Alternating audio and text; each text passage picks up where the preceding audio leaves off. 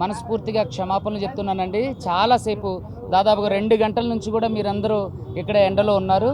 So నేనంతా కూడా విచారం వ్యక్తం చేస్తున్నాం. విషయం ఏంటంటే ఈరోజు డ్యూ టు ఒక చిన్న టెక్నికల్ రీజన్ వల్ల మేము దేని గురించి లంచ్ మోషన్ మూవ్ చేసామో జడ్జి గారికి చెప్పడం జరిగింది. సో ఇది కొంచెం ప్రాధాన్యత సంతరించుకున్న అంశం కాబట్టి దీన్ని రేపొద్దున కులంకషంగా దీని గురించి చర్చించి వెంటనే చర్యలు తీసుకుంటామని చెప్పేసి న్యాయమూర్తి గారు చెప్పడం జరిగింది. అదేవిధంగా రేపొద్దున ఫస్ట్ అవర్స్లోనే ఫస్ట్ కేసుగా మనది లంచ్ మోషన్ తీసుకుంటారని చెప్పడం కూడా జరిగింది. అయితే అసలు ఈ లంచ్ మోషన్ మూవ్ చేయడానికి కారణం మీ అందరికీ తెలుసు. పంజాగుట్ట ఎవరైతే సిఐ గారు ఉన్నారో రామకృష్ణ గారు, ఆయన దురుసుగా ప్రవర్తించడమే కాకుండా ఎంటైర్ నా కెరీర్ని అంటే ఇది ఇతన్ని బ్లాక్ చేసి నా మీద అంటే తప్పుడు అంటే ఆరోపణలు సమాజంలోకి అంటే ఆయన ఎవరి వల్ల ఇన్ఫ్లుయెన్స్ అయ్యారనేది మీ అందరికీ తెలుసు. ఎవరైతే మనం చూస్తున్నటువంటి మంగ్లీ గారి ఇష్యూ ఉందో వాడు ఎవరినైతే కలిశారో ఆ కలిసిన వెంటనే ఇలాంటి నాటకీయ పరిణామాలు చోటు చేసుకోవటం తెలంగాణ ప్రజలు ఆంధ్ర ప్రజలందరూ చూస్తూనే ఉన్నారు. అయితే ఆయన చేసినటువంటి చర్య ఒక్కసారి మీరందరూ గమనించండి. మీడియా ముఖంగా నేను మీ అందరికీ విజ్ఞప్తి చేస్తున్నా. అడ్వకేట్ సుబ్బు అనే వ్యక్తి పేదల తరపు నుంచి ఎన్నో సంవత్సరాల నుంచి వాదిస్తూ కొట్లాడుతున్నటువంటి వ్యక్తి.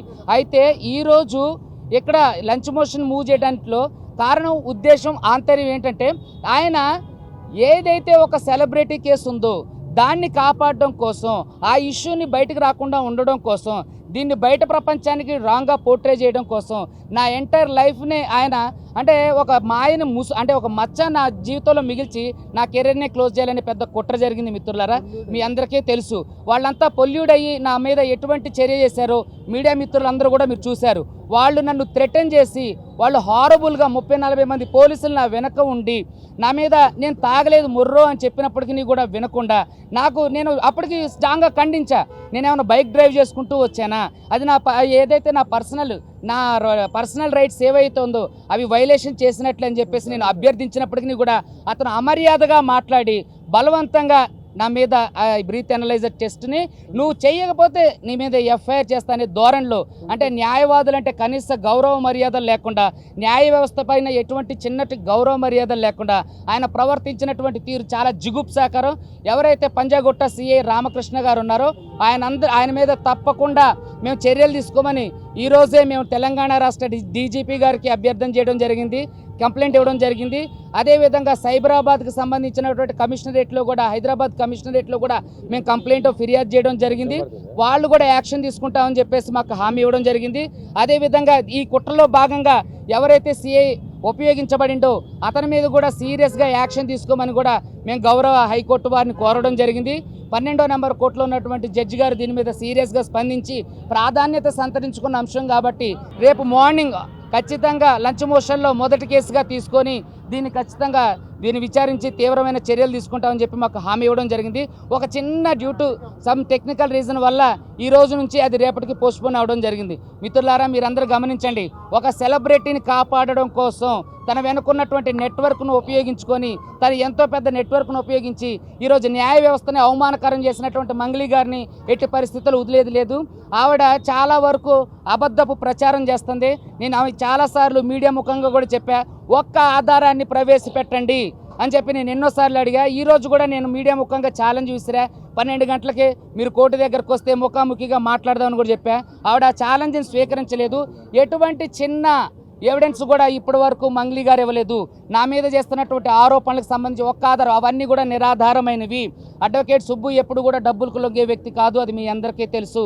మీడియా మిత్రులందరికీ దయచేసి నేను చెప్పేది ఏంటంటే ఆవిడ చెప్పేటటువంటి అసత్య ప్రచారాలని నమ్మొద్దు.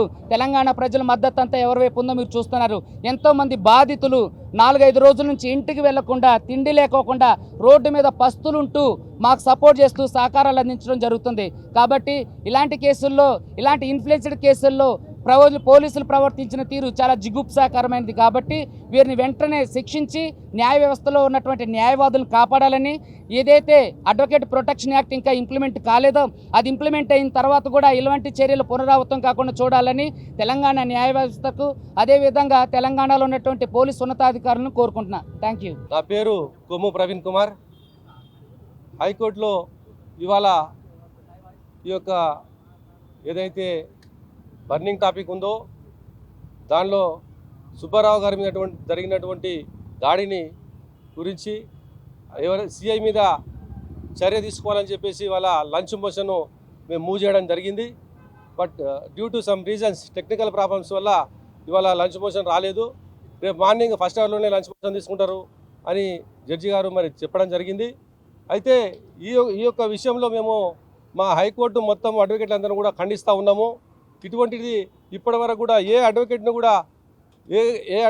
కూడా ఏ పోలీసు కూడా ఇప్పటి వరకు బ్రీత్ అనలైజ్ చేయమని చెప్పేసి ఇప్పటివరకు ఎక్కడ కూడా చెప్పలేదు.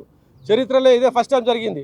అంటే ఇంతటి అవమానానికి గురి చేసినటువంటి మా అడ్వకేట్లకు ఈ అడ్వకేట్ అందరూ నిరసిస్తూ అవసరమైకుంటే తెలంగాణలో ఉన్నటువంటి అన్ని కోర్టుల లోపల కూడా నిరసన తెలియజేస్తామని తెలియజేస్తూ ఉన్నాము. ఎందుకంటే ఒక న్యాయవాది విక్టిమ్ తరపు నుంచి కొట్లాడుతున్నటువంటి న్యాయవాదులకే రక్షణ లేకుండా ఉంటే పోలీస్ స్టేషన్లకు పోయినప్పుడు సామాన్య పౌరుడికి ఏ రకంగా రక్షణ ఉంటుంది అని చెప్పేసి మేము అడుగుతూ ఉన్నాం, క్వశ్చన్ చేస్తూ ఉన్నాం. ముందుగా పోలీసు వ్యవస్థలో ఉన్నటువంటి బిగ్ బాస్లు ఎవరైతే ఉన్నారో వాళ్ళు ఒకవైపే ఆలోచన చేయకుండా బయాస్గా ఉండకుండా ఎవరైతే నిందితులు ఉన్నారో నిందితులకు సపోర్ట్ చేస్తూ మా యొక్క అడ్వకేట్ల మీద దాడి చేసే ప్రయత్నం చేస్తూ ఉన్నారు. కాబట్టి పోలీసుల మీద వెంటనే చర్య తీసుకోవాలని చెప్పేసి ఇవాళ రిట్ పిటిషన్ మూవ్ చేసినాము. రేపు మార్నింగే వస్తుంది.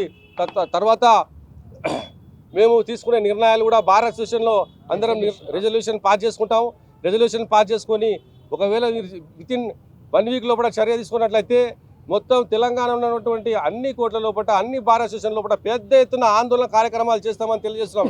ఎందుకంటే అడ్వకేట్ ప్రొటెక్షన్ యాక్టు మొన్ననే మరి అసెంబ్లీలో పాస్ కావడం జరిగింది. అది అయిన వెంబడే మొట్టమొదటి సంఘటన ఇక్కడ జరిగింది. అంటే తెలంగాణ రాష్ట్రంలో న్యాయవాదులకే రక్షణ లేకుంటే మామూలు జనాలకు ఏ రకంగా రక్షణ ఉంటుందని చెప్పేసి మేము ప్రశ్నిస్తూ ఉన్నాము. మిత్రులారా, మీడియా మిత్రులకు నేను కోరేది ఏంటంటే ఎక్కడైతే అన్యాయం ఉంటుందో అక్కడ మీరందరూ కూడా ఎలివేట్ చేయాలని చెప్పేసి నేను తెలియజేస్తూ మరి ఈ అవకాశం ఇచ్చినందుకు ముగిస్తున్నాను. ఒక సెలబ్రిటీ వల్ల మేము బాధితులమైనాం. వారి యాక్షన్స్ వల్ల వారు చేసినటువంటి నమ్మించి మమ్మల్ని మోసగించినందుకు మేము బాధితులమైనామని ఎవరైనా ఒక న్యాయవాది దగ్గరికి వస్తే న్యాయవాది డ్యూటీ చేయాల్సింది చేస్తూ ఉంటారు, సెలబ్రిటీ కానీ ఎవరైనా కానీ. ఇక్కడ మిత్రులారా, ఈ విషయంలో పోలీసు వ్యవస్థ వారి యొక్క బాధ్యతాయుతంగా వారు వ్యవహరించాల్సినటువంటి ధర్మం వాళ్ళకు ఉంది, డ్యూటీ ఉంది. పోలీస్ అధికారులు ఒక న్యాయవాది పోలీస్ స్టేషన్కి వెళ్ళినప్పుడు వ్యవహరించిన తీరు మీ అందరికీ ఇప్పుడు తెలుసు. అది కూడా పంజాగుట్ట పిఎస్లో రామకృష్ణ అనేటటువంటి అధికారి సిఐ బ్రీత్ అనలైజర్ టెస్ట్ అడ్వకేట్కి చేయడం అంటే స్టేషన్కి వస్తే మీరు బ్రీత్ అనలైజర్ టెస్ట్ చేస్తాము, తాగి రాకూడదని పోలీస్ స్టేషన్ల పైన రాసి ఉందా? తాగి వచ్చినచో ఫలానా సెక్షన్ ద్వారా మీ పైన క్రిమినల్ కేసులు పెడతామని ఉందా ఎక్కడైనా యాక్ట్లో? లేని అతి ఉత్సాహం ఎందుకు చూపిస్తున్నారు? అవమానపరచడం, ఇబ్బంది పరచడం అనేది సరైంది కాదు. వారిపైన డీజీపీ గారు వెంటనే చర్యలు తీసుకోవాలని వినతి, ప్రిన్సిపల్ సెక్రటరీ హోమ్ గారు కూడా చర్యలు తీసుకోవాలని వినతి. భరత్ కుమార్ రెడ్డి హైకోర్టు అడ్వకేట్ని, ప్రాక్టీసింగ్ అడ్వకేట్. ఈరోజు రిట్ పిటిషన్ మూవ్ చేసి నిన్నటి సంఘటన వల్ల లంచ్ మోషన్ తీసుకోవడం జరిగింది.